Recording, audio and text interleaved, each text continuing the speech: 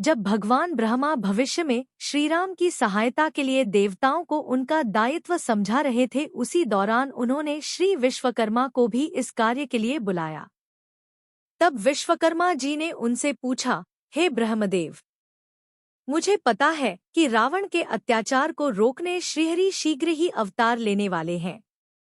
उस अवतार में उनका भयानक युद्ध रावण से होगा, किंतु मैं तो एक शिल्पी हूँ, योद्धा नहीं। फिर उस युद्ध में मैं किस प्रकार अपना योगदान दे सकता हूँ?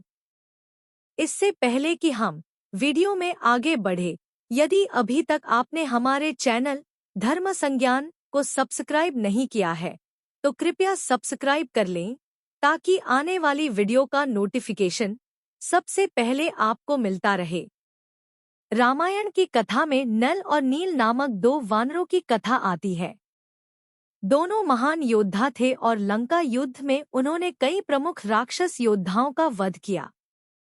कई लोगों को ये लगता है कि नल और नील भाई थे। कई ये भी कहते हैं कि दोनों जुड़वा भाई थे, किंतु ये सत्य नहीं है।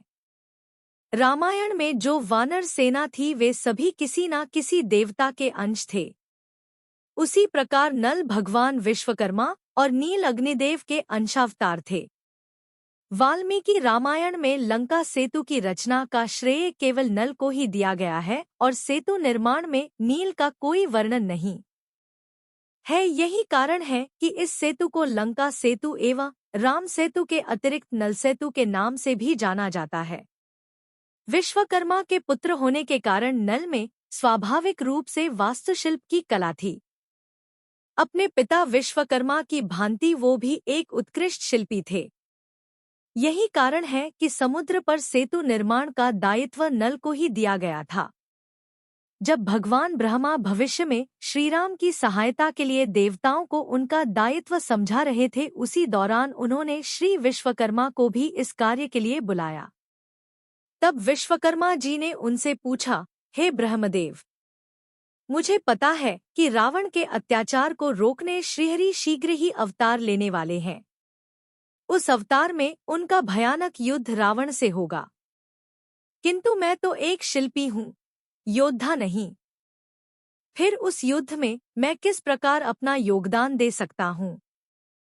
तब ब्रह्मदेव ने कहा, पुत्र, नारायण जो अवतार लेने वाले हैं वो तब तक सार्थक नहीं है जब तक तुम उनकी सहायता नहीं करोगे। तुम्हें उनके अवतार काल में एक अत्यंत ही महत्वपूर्ण कार्य पूर्ण करना है, जो समय आने पर तुम स्वतः ही समझ जाओगे। इस प्रकार ब्रह्मदेव के आदेश पर विश्वकर्मा के अंश से नल का जन्म वानर योनि में हुआ। कहा जाता है कि अग्निदेव के अंश से जन्मे नील भी उसी दिन पैदा हुए और दोनों बहुत घनिष्ठ मित्र थे। बचपन में नल बहुत चंचल थे। वे वन में तपस्या कर रहे ऋषियों की देव मूर्तियों को सरोवर में डाल देते थे। नील भी उनके इस कृत्य में उनका बराबर साथ देते थे।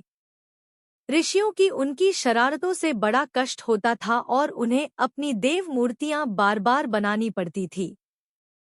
इससे उन्हें क्रोध तो बड़ा आता था, किंतु बालक होने के कारण वे उन्हें कोई दंड नहीं देते थे। एक बार शिवरात्रि के दिन ऋषियों ने शिवलिंग की स्थापना की, किंतु सदा की भांति नल ने उस शिवलिंग को चुराकर सरोवर में डाल दिया। ऋषियों को इससे विलंब हुआ और पूजा का शुभ मुहूर्त बीत गया।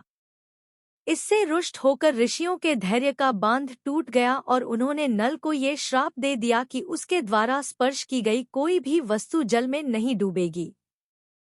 उसके बाद जब भी नल ऋषियों की मूर्तियां सरोवर में डाल देते थे तो वो जल पर ही तैरती रहती थी और ऋषि उसे वापस ले आते थे। ऋषियों द्वारा दिया गया यही श्राप नल के लिए वरदान बन गया। कई कथा में नल के साथ साथ ये वरदान नील को भी दिया गया बताया गया है। जब श्रीराम ने देवी सीता की खोज के लिए अंगद के नेतृत्व में सेना दक्षिण की ओर भेजी तो नलनील भी उनके साथ थे। जब श्रीराम ने समुद्र को सुखाने के लिए बाण का संधान किया तब समुद्र ने उनसे कहा, हे प्रभु, अगर आपने मेरे जल को सुखा दिया तो उसमें आश्रय पाने वाले असंख्य जीव और वनस्पतियों का भी नाश हो जाएगा। अतः आप मेरे ऊपर एक सेतु का निर्माण करें और उस पर होकर लंका में प्रवेश करें। जब श्रीराम ने पूछा कि 100 योजन लंबे इस समुद्र पर पुल कैसे बनाया जा सकता है, तब समुद्र ने कहा, प्रभु, आपकी सेना में स्वयं देवशिल्पी विश्वकर्मा के पुत्र नल हैं। वे उन्हीं की भांति एक महान शिल्पी हैं और वे समुद्र पर पुल बना सकते हैं। तब जाम्बवंत जी ने श्रीराम को नल और नील को मिले गए श्राप के बारे में बताया। तब नल के नेतृत्व में नल और नील को दिए गए श्राप के प्रभाव से पाषाण समुद्र में तैरने लगे और उसी को जोड़कर वानर सेना ने 5 दिनों में उस 100 योजन लंबे समुद्र पर महान सेतु बांध दिया। तेलुगु, बंगाली एवं इंडोनेशिया में रचित रामायण के अनुसार नल और नील पत्थर को अपने बाएं हाथ से समुद्र से डालते थे। ये देखकर महावीर हनुमान ने उन्हें समझाया कि उन्हें बाएं हाथ से पत्थर उठाकर दाहिने हाथ से समुद्र में डालना चाहिए, क्योंकि दाहिना हाथ पवित्र माना जाता है। ये प्रथा आज भी हिंदू धर्म में प्रचलित है कि कोई भी शुभ कार्य अपने दाहिने हाथ से ही करना चाहिए।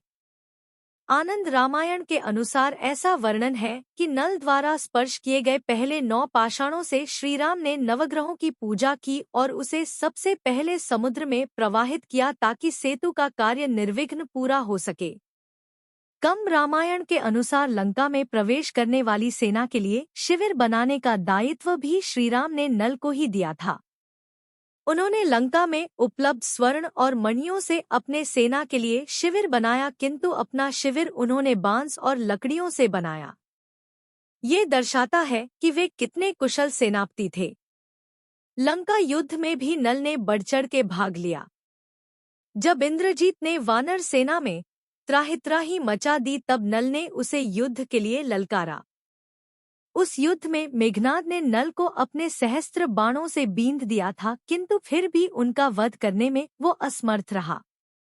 राक्षस यूथपति तपना का वध भी नल ने उस युद्ध में किया। महाभारत के अनुसार तुंडक नामक महान राक्षस योद्धा का वध भी नल ने उससे 3 प्रहर युद्ध कर किया था। यदि आपको यह वीडियो पसंद आई हो तो कृपया कमेंट करें, लाइक करें और साथ ही वीडियो को आगे शेयर भी करें।